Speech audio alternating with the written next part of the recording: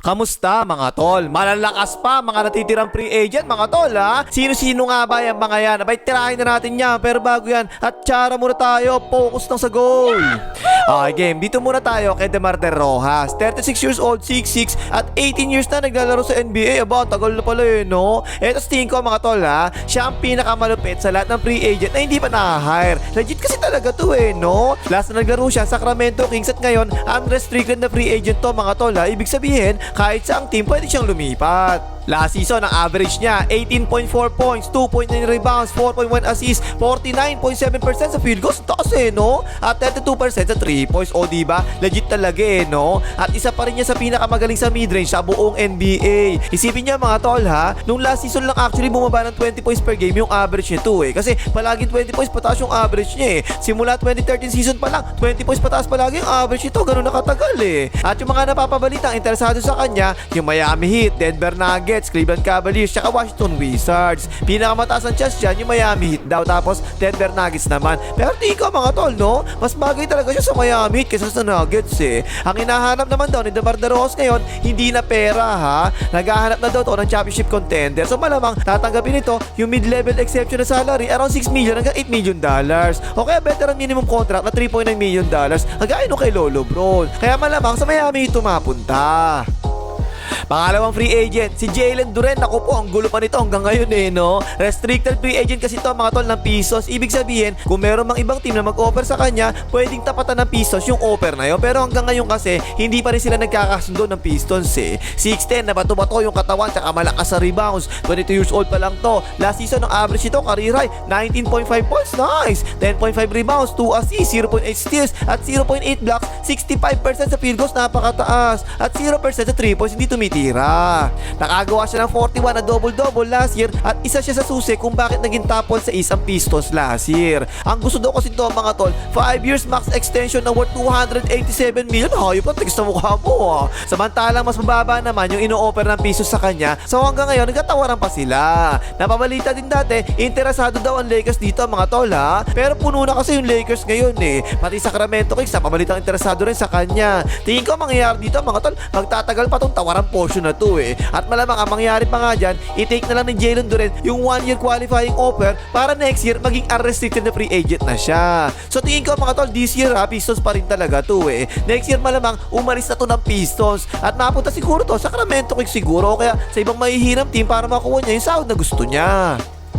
Pangatlo, ito interesting, si Emma Watson ng Nuggets ha. 6'8 na 22 years old pa lang. Restricted na free agent din to ha. Nasa tawarang portion pa rin to hanggang ngayon mga tol. Ang offer daw na binigay ng Nuggets dito, 5 years 70 million contract. Ayaw pa eh no? 14 million a year na ayaw pa. Samantalang inahanap naman daw nito, nasa 25 million dollars a year. Ang taas naman yan. Kaya yun, ang iniisip daw nito sa ngayon mga tol, i-accept na lang din yung qualifying offer para maging unrestricted na free agent siya next season. Kasalanan ng Nuggets to mga tol eh, kasi diba, in-overpay nila last time si Christian Brautista, binigay nila 5 years, 125 million, ang taas eh. Kaya yun, ganun dito rin yung gusto makuha ni Emma Watson. Ang isa pang napapabalita rito, yung Milwaukee Bucks daw interested daw makakuha to eh. At kaya nilang i-absorb yung kontrata nito ha. Kasi meron silang nakakuha 25 million na trade exception dun sa trade kay Janice DeBelen. Pero yung Nuggets daw, ang gusto makakuha ka pa rin ito, at least 2 first round picks yung makukuha nila. Sa ngayon mga tol, ang Nuggets sa salary cap lagpas sa second apron eh. Kaya ang laki ng tax nila eh. At dahil dyan, ang ina-expect kong maging ending nitong si Emma Watson, sign and trade malamang ang mangyayari dito, papunta ng Milwaukee Bucks para mabawas na yung luxury tax ng Nuggets. Ay, like mo hype ka, ano na? Kanina pa nanonood, tigas na mukha, di mo lang mag-like eh. Mag-like ka na! Pang-apat na free agent, si Brad Bilbil. Eto, interesting to para sa akin mga tol eh, kasi 33 years old pa lang to eh, no? At 14 years veteran na to ha. Bago siya napunta ng Clippers, kung saan 6 games ang nilalaro niya, galing siya ng 2 taon sa Phoenix Suns. At nag-average naman siya doon ng 18 points per game, mataas din yan eh. So legit pa rin na scorer to mga tol ha. At unrestricted na free agent to after niya i-decline yung player option niya sa Clippers. At kagaya ni DeMar DeRozan, naghahanap din daw to ng contender na team. Kaya yun, ang interested na team sa kanya, Miami Heat at Boston Celtics. Agad tingin ko mga tol, bagay na naman sa Miami to kasi pwede itong ball handler eh, no? Kapag naupos, Janice DeBelen, tsaka agagaod to. Okay din naman yung shooting nito, di ba? Nung nasa Phoenix Suns siya, 38.6% siya sa 3 points eh. So ang tingin ko mangyayari dito mga tol ha, kung hindi makakuha ng Miami si DeMar DeRozan, eh malamang etong si Brad Bilbil naman ang susubukan nilang kuhanin gamit yung mid-level exception.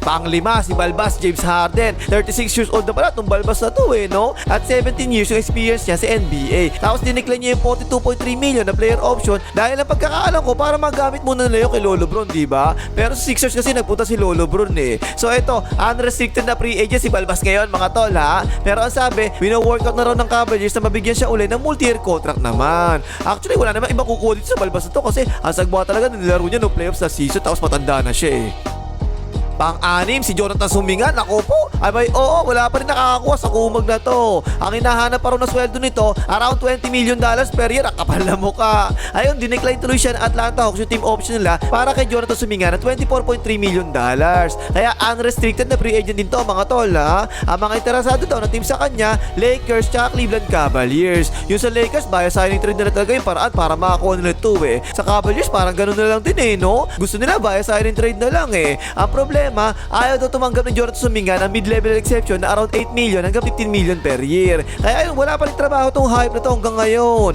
So ang na-expect kong mangyari dito mga tol ha, malamang magiging parang si Dennis Schroeder to ng Lakers dati na tinanggihan yung 4 years 84 million contract extension ng Lakers. At saka parang si Kamang Tomas na tinanggihan din yung 2 years 30 million contract extension ng Brooklyn Nets. Ang masasabi ko lang dito para kay Jonathan Sumingan mga tol, good luck na lang talaga sa'yo.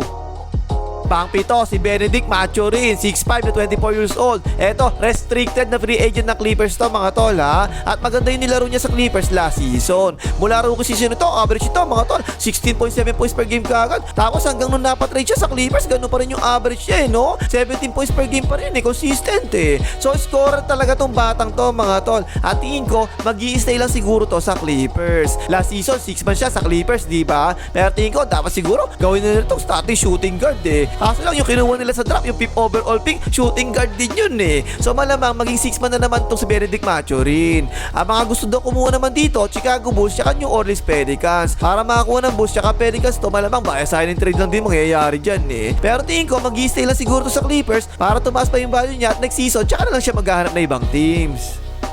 Pang-8, si Alden Richards, 28 years old, 6'11 na center at 7 years na sa NBA. Eto, magaling din talaga to para sa akin Lalo-lalo na katandi pa niya si Yaya Davion, diba? Last season, nakuha to ng Bulls sa trade at nag-average pa nga siya 9.4 points, 7.6 rebounds, 0.9 blocks, 52.3% sa field goals at 27.8% sa 3 points sa 22 minutes kada laro. Ang tingin ko rito mga tol, siguro kapag ginawang starter to, malamang mag-a-average yan double-double to Pero dahil nakuha ng Bulls si Claxton, malamang magiging backup center na naman to. Unrestricted free agent to mga tol At yung napapabalitang may gustong kumuha sa kanya, 76ers, Lakers, tsaka New York Knicks. Kaso lang mabababa yung offer ng mga yun Minimum salary contract lang palagi yung binibigay. Veteran minimum contract din sa Knicks tsaka sa Lakers Pero tingin ko mas mataas yung value niya kaysa dun no? So malamang na maging ending nito, bumalik na lang siya sa Bulls unless gusto niya mag-try sa mga championship teams. Commercial, pasok! Pang-siyam na free agent si Bruce Brown Jr. Unrestricted na free agent to mga tol At tuloy naglaro to sa Nuggets. Bumalik siya sa Nuggets kasi para sa veteran minimum na 1 year, $3.1 million lang. Napaka-underpaid no? Kasi napaka-solid talaga nito off the bench 29 years old pa lang to at last season, 82 games siya naglaro at walang absent 7.9 points, 3.9 rebounds, 2.1 assists, 47.5% sa field goals at 38.5% sa 3 points. Napaka-solid talaga Tingin ko dapat ang salary nito mga tol around 8 million hanggang 10 million dollars. Pero hanggang ngayon, wala pa rin kumukuha sa kanya Again, Philadelphia 76ers na naman daw yung interesado sa kanya at saka Portland Trail Blazers. Parang malabo makakuha ng Nuggets to mga tol no? Kasi lagpas na nga sila 2nd April ng luxury tax So sana 76ers na nang mapunta to para merong bubuhat kay Lolo Brown. At panghuli na free agent, si Russell Westbrook mga tol, free agent Eto, last year wala nang gusto kumuha sa kanya no? Tapos kinuha na nga siya ng Kings sa sweldo niya, $3.6 million na lang, veteran minimum na lang. Nag-average pa rin siya 15.2 points, 5.4 rebounds, 6.7 assists, 3.3 turnovers, 1.3 steals, 42.7% sa field goals at 33.8% sa 3 points. O diba parang okay naman Naka-6 pa nga siya triple-double at 16 na double-double sa 64 na laro. 30 27 years old na si Russell Westbrook mga tol at 18 years na siya sa NBA eh. 4 times siya nag-average ng triple-double sa buong karir niya. Problema kasi dito kay Westbrook mga tol, ball dominant talaga. Tapos yung depensa palagi talaga siyang iniiwanan sa 3 points kaya sumisikip sa loob eh. At saka pati minsan walang control talaga kaya madalas talaga nakaka-turnover siya. Tingin ko dapat magretiro na lang to mga tol eh, no? Kung last chance lang ang habol niya, isang team lang talaga yung naiisip kung pwede makagamit na maayos sa kanya eh. Walang iba kundi ang San Antonio Spurs.